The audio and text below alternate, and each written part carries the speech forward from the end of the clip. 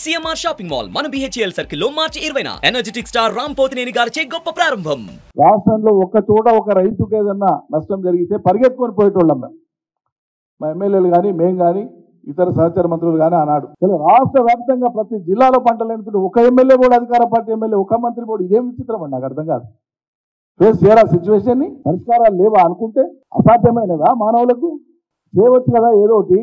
ఓయప్ప కేసీఆర్ ఇన్ని అప్పులు చేసిండు అన్ని అప్పులు చేసిండు పెద్ద దుష్ప్రచారం చేసిరి. ప్రపంచంలో సంపన్న దేశమైన అమెరికా నుంచి పేద దేశాల దాకా అప్పులు అనేది వాళ్ళ ఆర్థిక వ్యవస్థలో భాగం. అప్పులు చేసి సంపద సృష్టిస్తారు, ఎకానమీని పెంచుకుంటూ పోతారు ఆయా సందర్భాలను బట్టి.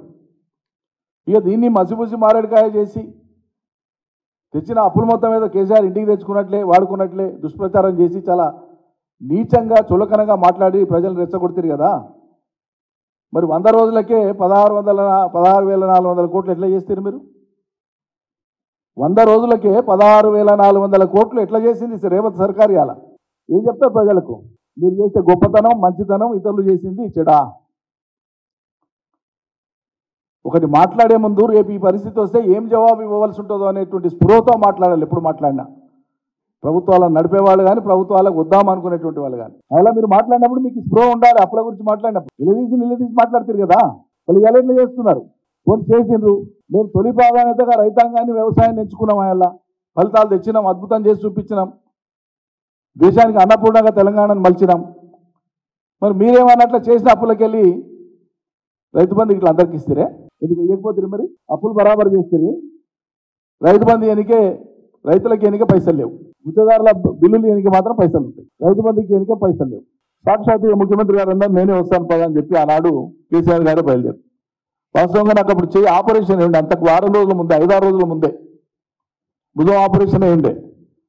అయినా రైతులకు మించినటువంటి గొప్ప పని ఇంకేముండదు అని చెప్పి పోయినాం, మాట్లాడినాం, సాంత్వన కల్పించినాం, చెప్పినాం రైతులకు.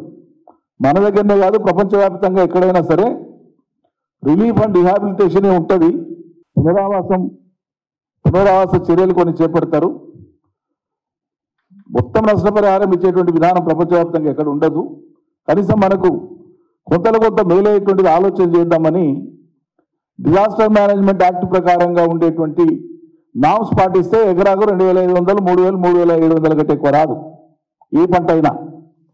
ఇప్పుడు ఈ దేశంలో అమల్లో ఉండేటువంటి డిజాస్టర్ మేనేజ్మెంట్ ప్రకృతి విపత్తుల చట్ట పరిధిలో ఇవ్వదలుచుకుంటే ఏ రాష్ట్ర ప్రభుత్వమైనా ఆయా పంటల బట్టి 2,500 నుంచి 3,700 కంటే ఎక్కువ ఇవ్వడానికి ఆస్కారం లేదు. కానీ మేము ఆనాడు ముఖ్యమంత్రి గారు అన్నారు రైతు పక్షపాతి కాబట్టి.